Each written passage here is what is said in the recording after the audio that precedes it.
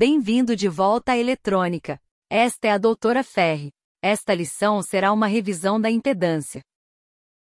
Na lição anterior, fizemos uma revisão das leis de Kirchhoff. Nesta lição, veremos as impedâncias. Em particular, a impedância é um método que usamos para entradas senoidais em estado estacionário. Em outras palavras, o que chamamos de AC, ou corrente alternada, entradas.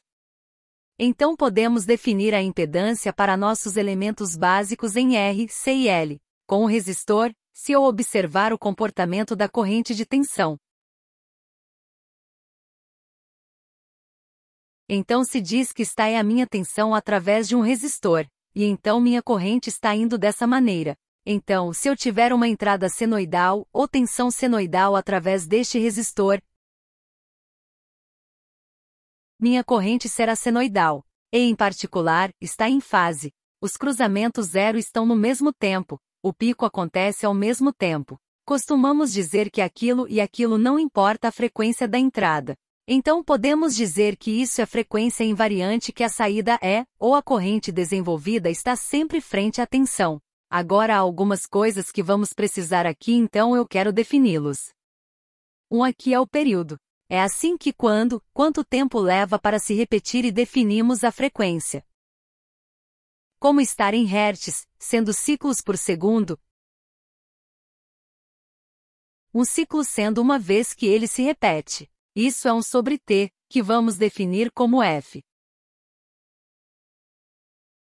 Minha variável F, como em hertz, é uma frequência. Há também uma variável de frequência, em radianos por segundo. É uma unidade diferente e é definido como 2πf. Ou em termos de T, são 2π sobre T radianos por segundo. E usamos o símbolo ômega para representar frequência em radianos por segundo. E eu preciso de tudo isso quando for para as minhas outras variáveis, minha impedância C e minha impedância L, ou vou chamá-la de Z índice C. E vou defini-la desta forma. Ou seja, 1 sobre J ômega, sendo ômega a frequência e a radiância por segundo. J sendo meu símbolo para a raiz quadrada de -1, e então C é a capacitância. Então, se eu definir minha tensão desta forma e minha corrente está indo dessa maneira, posso representar para uma tensão senoidal, minha corrente de estado estacionário como esta. Observe que a corrente, sendo esta e a tensão V, a corrente está à frente da tensão. Significa que ela vem antes. Então, isso vem antes disso. Então essa é a minha impedância para um capacitor. Para um indutor, é J vezes ômega vezes L. E novamente se eu traçar a tensão, o relacionamento da corrente para uma tensão senoidal, se está a tensão neste gráfico, e a corrente está neste gráfico, então o que nós dizemos é que a corrente está atrasada em relação à tensão, isso vem depois disso, parece que está atrasado. Então esses são as 3 impedâncias que vou precisar muito quando estiver analisando circuitos com uma corrente alternada, ou outro com entrada senoidal. Vejamos as impedâncias em série. Aqui está o lado bom das impedâncias. Eles são bagunceiros porque envolvem números complexos, mas eles usam as mesmas regras que já definimos para resistores. Então, impedâncias em série, eu trato apenas como se fossem resistores em série. Então, esse circuito é equivalente a um circuito com uma impedância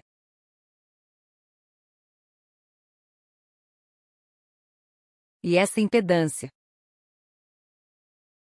é igual à soma das outras. Z1 mais Z2 mais Z3. Então, impedâncias em série, elas apenas somam. Então pode ser 3, pode ser muito mais de 3, é apenas uma soma de todas as impedâncias da série, virão a ser nossa impedância equivalente. Impedâncias em paralelo. Bem, eu as trato apenas como resistores em paralelo, que eu consigo invertendo 1 sobre cada um deles.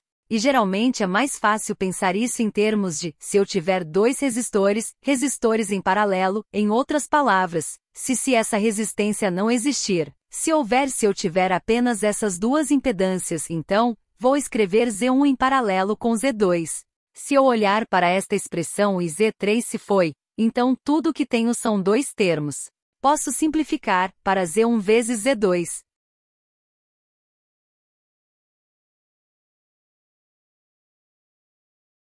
Sobre Z1 mais Z2. Então, são duas impedâncias em paralelo entre si. As leis de Kirchhoff ainda funcionam. A lei de correntes de Kirchhoff diz que todas as correntes entrando em um nó têm que ser igual a toda corrente que sai do nó. Então as correntes que passam em I1 são iguais para a saída, I1 mais ou I2 mais I3. E em termos da lei de tensão de Kirchhoff, eu posso olhar para indo em um loop dessa maneira e somar todas as minhas tensões. E no meu caso, quando somo as tensões em torno de um loop, eu uso um truque e eu só digo, para acertar minha polaridade, sempre que eu clico em um sinal de menos primeiro, eu subtraio isso menos Vs. E dando uma volta, encontrei um sinal de mais, desta forma, mais V1. Indo por aqui, acertei um sinal de mais V2. Indo por aqui, eu acertei um sinal de mais, então, mais V3 é igual a zero. Em outras palavras, posso reescrever por aqui bem aqui. Portanto, as leis de Kirchhoff ainda funcionam. A única coisa diferente sobre todas essas leis é, agora estamos trabalhando com números complexos. Então, novamente, as impedâncias tratam apenas como se fossem resistores. A única coisa é que eles vão ser números complexos. Vejamos um exemplo disso. Como analisar este circuito com impedâncias? A primeira coisa que vou fazer é substituir este circuito por impedâncias. Z índice R. E 1 sobre Z índice C representando a capacitância. Eu tenho minha tensão de entrada e minha tensão de saída.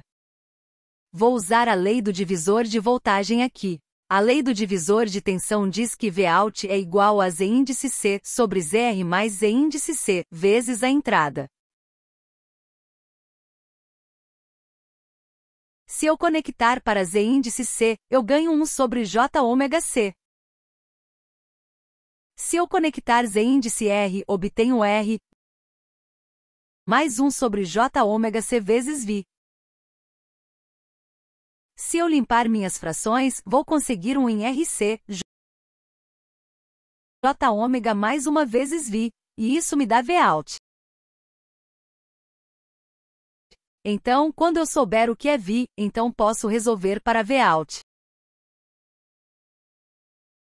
Agora vamos dar uma olhada em um circuito RLC em série. A primeira coisa que faço é redesenhar o circuito, em termos de suas impedâncias. Então eu recebo Z índice R, em série com o Z índice L, em série com o Z índice C.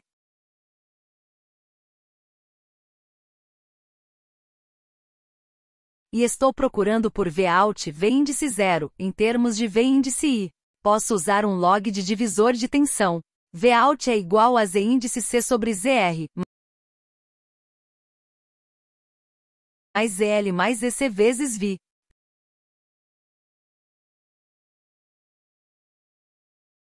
Se eu substituir Z índice C, eu substituo em 1 por J ômega C. Q é para Z índice R, e J ômega L para Z índice L.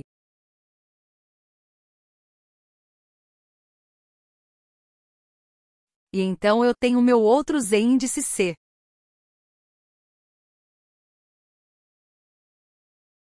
Se eu limpar minha fração aqui, vou pegar 1 no numerador. RC J ômega, mais J ômega ao quadrado, L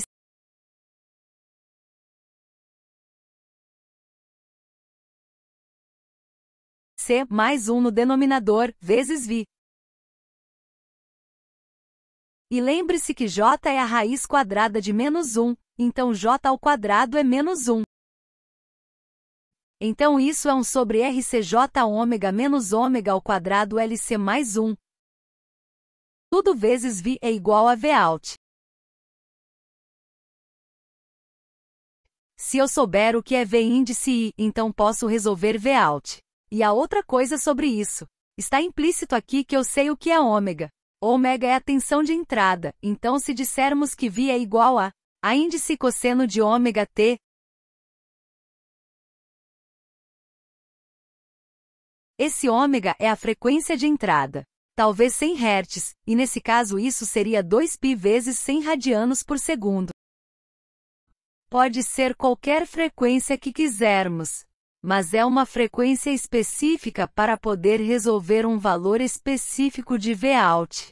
Então, em resumo, apresentamos o KVL e o KCL, aplicou o KVL a elementos paralelos, elementos em série, e resolvemos circuitos simples usando as leis de Kirchhoff. Tudo isso é aplicado a circuitos com impedâncias. O resultado final é que uma impedância age como uma resistência complexa. Todas as nossas leis padrão se aplicam. A única coisa é que é mais confuso porque são números complexos. Em nossa próxima lição, faremos uma revisão da função de transferência. Obrigada.